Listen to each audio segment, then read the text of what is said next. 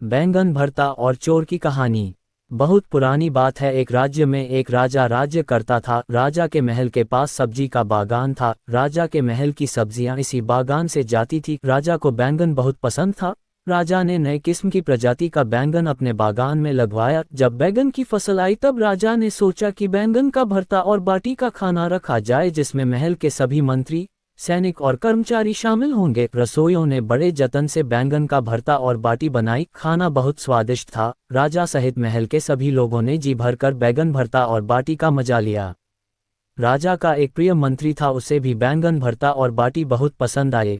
उसने कुछ खाना अपने घर के लिए भी रख लिया। मंत्री जब अपने घर पहुंचा तो उसने खाना अपनी पत्नी को भी चखाया। मंत्री की पत्नी को भी बैंगन भरता और बाटी बहुत पसंद आए। खाना खत्म हो गया किंतु उसका जी नहीं भरा। मंत्री की पत्नी ने मंत्री से कहा, मुझे बैंगन भरता और बाटी बहुत पसंद आए, मुझे राजा के महल के यही बैंगन ला देना तो मैं भी भरता बना लूंगी और हम जी भरकर बैंगन का भरता और बाटी खाएंगे। मंत्री को पता था कि राजा को बैंगन बहुत पसंद हैं और अगर कोई महल से बैंगन की चोरी करता है तो राजा उसे कठोर सजा देगा। मंत्री बोला, भगवान, ये राजा के बागान के बैंगन हैं, इन्हें जो भी तोड़ता है राजा उसे कठोर से कठोर दंड देता है। किंतु मंत्री की पत्नी को बैंगन का भरता और बाटी इतने पसंद आए कि वह मंत्री की कोई बात सुनने के लिए तैयार नहीं थी। उसने धमकी दी कि अगर उसे राजा के महल के बैंगन नहीं मिले तो वह हमेशा के लिए मायके चली जाएगी। मंत्री को अपनी पत्नी के क्रोध के आगे राजा का क्रोध सहना ज्यादा आसान लगा। मंत्री ने तय कर लिया कि वह राजा का दंड सह लेगा किंतु पत्नी को राजा के बागान से बैंगन लाकर देगा। दूसरे दिन सुबह होते ही मंत्री राजा के महल पहुंचा और बागान का मुआयना करने मौका पाते ही मंत्री ने कुछ बैंगन तोड़कर रख लिए और घर आकर पत्नी को दे दिए। मंत्री की पत्नी बहुत खुश हुई और शाम होते ही उसने बैंगन का भरता और बाटी बनाई। बैंगन का भरता बहुत ही स्वादिष्ट था। दोनों ने जी भर कर खाना खाया। मंत्री की पत्नी बोली, हमने तो खाना खा लिया किंतु हमारा बेटा छत पर सो रहा और वह भी भूखा है, उसे भी स्वादिष्ट बैंगन का भरता और बाटी खिलते हैं।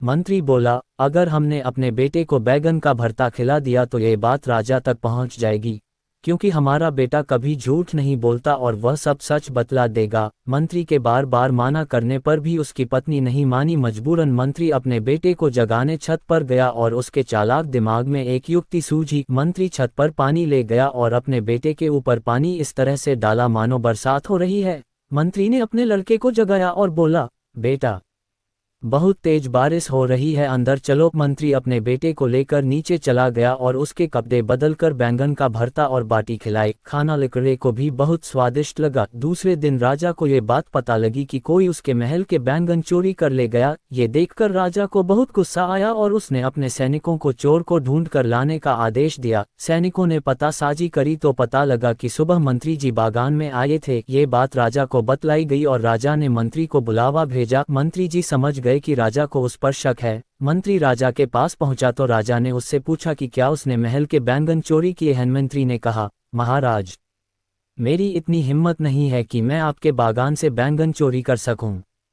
राजा को पता था कि मंत्री का बेटा कभी झूठ नहीं बोलता है। उसने मंत्री के बेटे को बुलाया और पूछा, बेटा, कल तुम्हारे घर में खाने में क्या बना था। मंत्री के बेटे ने बतला दिया कि कल रात उनके घर बैंगन का भरता और बाटी बनी थी। लड़के की बात सुनकर सभी को यकीन हो गया कि मंत्री ने ही बैंगन चोरी किए हैं और अब उसे कठोर दंड मिलेगा। राजा मंत्री से बोला, मंत्री जी, कल सुबह आप बागान गए और आपके बेटे की बातों से यह सिद्ध हो गया कि आपने ही बैंगन चोरी किए हैं। मंत्री बोला, महाराज, इससे पूछिए कल रात मौसम कैसा था। राजा को कुछ अजीब लगा किंतु उसने मंत्री के बेटे से कल रात के मौसम के बारे में पूछा। मंत्री का बेटा बोला, महाराज, कल रात बहुत तेज बारिश हो रही। राजा बोला, कल रात में मौसम खुला हुआ था और बारिश की एक बूंद नहीं गिरी। तभी मंत्री बोला, महाराज, यही तो मैं आपसे बतलाना चाह रहा था। दरअसल परसों जब मैं महल से बैंगन भरता और बाटी खाकर गया था तब मैंने यह बात अपने घर में बतलाई और बतलाया कि बैंगन का भरता और बाटी बहुत स्वादिष्ट थे। तभी से बालक बैंगन का भरता भंगता हुआ सो गया और सपने में कुछ भी बड़बड़ा रहा था और बैंगन भरता और बरसात होने की बात कर रहा है। राजा ने ये जानते हुए कि मंत्री की बैंगन चोर है, मंत्री को छोड़ दिया और मंत्री की बुद्धिमानी का कायल हो गया। शिक्षा, बुद्धि से बड़ी मुसीबत को टाला जा सकता है। चिड़िया और चींटी की कहानी। बहुत पुरानी बात है। एक जंगल में एक चींटी रहती थी। एक बार चींटी नदी के किनारे पानी पीने गई, तभी उसका पैर फिसल गया और वह नदी में गिर गई। नदी में पानी का बहाव तेज था, इसलिए चींटी पानी में बहने लगी। चींटी पानी से निकलने के लिए बहुत प्रयास कर रही थी, किंतु बहुत तेज होने के कारण पानी से नहीं निकल पा रही थी। तभी आसमान में उड़ती हुई एक चिड़िया की नज़र चींटी पर पड़ी। चिड़िया किसी तरह चींटी को बचाना चाहती थी। तभी चिड़िया को एक युक्ति सूझी और वह एक पत्ता तोड़कर अपनी चोंच में दबाकर लाए और चींटी के पास रख दिया। चींटी पत्ते पर बैठ गई और किनारे लग गई। चींटी चिड़िया की बहुत एहसानमंद थी, वह किसी भी तरह चिड़िया का एहसान चुकाना चाहती थी। एक दिन चींटी खाने की तलाश में घूम रही थी, तभी उसने देखा कि एक लड़का गुलेल से कहीं निशान लग रहा है।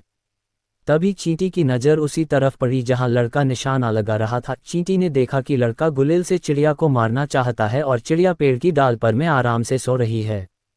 तभी चींटी लड़के के पास आए और जोर से लड़के के पैर में काट दिया। चींटी के काटते ही लड़के के पैर में बहुत तेज दर्द हुआ, जिससे लड़का जोर से चिल्लाने लगा। लड़के के चिल्लाने की आवाज़ से चिड़िया जाग गई और वहां से उड़ गई। इस प्रकार चींटी ने भी चिड़िया की जान बचाकर उसका एहसान उतार दिया। शिक्षा अच्छे कार्य हमेशा शांत देते हैं, इसीलिए हमेशा परोपकार करते रहना चाहिए। खरगोश और बाज की कहानी।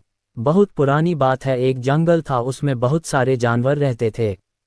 उन जानवरों में पिंटू नाम का एक खरगोश भी था, जो बहुत ही दयालु और मददगार प्रवृत्ति का था। जंगल में जब भी किसी जानवर को किसी मदद की आवश्यकता होती तो पिंटू खरगोश उसकी मदद अवश्य करता था। खरगोश के इन्हीं गुणों के कारण जंगल के सारे जानवर उसे बहुत ज़्यादा पसंद करते थे। एक बार पिंटू खरगोश खाने की तलाश में घूम रहा था, तभी शिकारी कुत्तों की नज़र उस पर गई।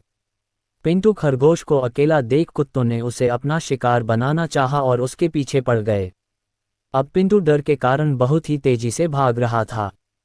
पिंटू आगे आगे था और शिकारी कुत्ते उसके पीछे पीछे। पिंटू खरगोश को लग रहा था कि शायद आज वह नहीं बच पाएगा। तभी पिंटू खरगोश की नज़र एक जंगली भैंसे पर पड़ी। भैंसा घास चर रहा था। पिंटू खरगोश ने जंगली भैंस से मदद मांगी और बोला, भैंसा भाई, देखो ये जंगली कुत्ते मेरे पीछे पड़े हुए हैं और मुझे मारकर खाना चाहते हैं। कृपया कर आप इनसे मुझे बचा लीजिए। जंगली कुत्तों को देखकर भैंसा भी डर गया, क्योंकि जंगली कुत्ते 8 से 10 की संख्या में थे और जंगली भैंसा अकेला था। उसे लगा कि शायद जंगली कुत्ते कहीं उसी का शिकार ना कर लें, इसलिए जंगली भैंसा खरगोश से बोला, खरगोश भाई, तुमने हमेशा मेरी मदद की है, मैं तुम्हारी मदद तो करना चाहता हूं, किंतु इस वक्त मुझे बहुत ही जरूरी काम है, इसीलिए मुझे यहाँ से जाना पड़ेगा। इतना कहकर जंगली भैंसा वहां से चला गया। पिंटू खरगोश अपनी जान बचाकर फिर भागने लगा और जंगली कुत्ते उसके पीछे थे। तभी उसे एक बारहसिंघा दिखलाई दिया। खरगोश बारहसिंघा के पास जाकर बोला, जंगली कुत्ते मेरे पीछे पड़े हुए हैं, कृपया आप इनसे मेरी रक्षा करिए। जंगली कुत्तों को देखकर बारहसिंघा भी डर गया और खरगोश से बोला, खरगोश भाई, मेरे घर में परिवार वाले मेरा रास्ता देख रहे हैं, घर में मुझे बहुत ही जरूरी काम है, इसलिए मुझे जाना होगा। इतना कहकर बारहसिंघा वहां से भाग गया। बारहसिंघा के जाते ही खरगोश फिर भागने लगा। भागते भागते खरगोश को एक घोड़ा दिखलाई दिया। खरगोश ने घोड़े से सहायता मांगी, किंतु घोड़ा बोला, अगर मैं तुम्हारी सहायता करूंगा तो ये जंगली कुत्ते मुझे भी मार डालेंगे। इतना कहकर घोड़ा भी वहां से भाग गया। इसी प्रकार भागते भागते खरगोश को बहुत सारे जानवर मिले, किंतु किसी ने भी खरगोश की मदद नहीं की। खरगोश बहुत डरा हुआ था और जंगली कुत्ते अभी भी उसके पीछे पड़े हुए थे। तभी खरगोश को आसमान में एक बाज दिखाई दिया। बाज ने भी भागते हुए खरगोश को देख लिया। बाज नीचे की तरफ खरगोश के पास आया। तभी खरगोश ने बाज से सहायता मांगी।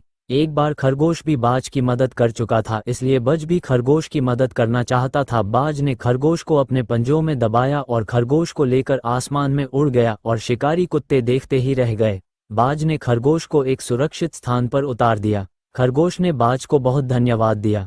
बाज बोला, मित्र, तुमने भी मेरी मदद की थी, इसीलिए तुम्हारी मदद करना मेरा कर्तव्य था। इतना कहकर बाज उड़ गया और खरगोश अपने घर चला गया। शिक्षा। बाज और खरगोश की कहानी से हमें शिक्षा मिलती है कि अगर हम किसी की सहायता करते हैं तो बुरे वक्त में कोई ना कोई हमारी सहायता अवश्य करता है।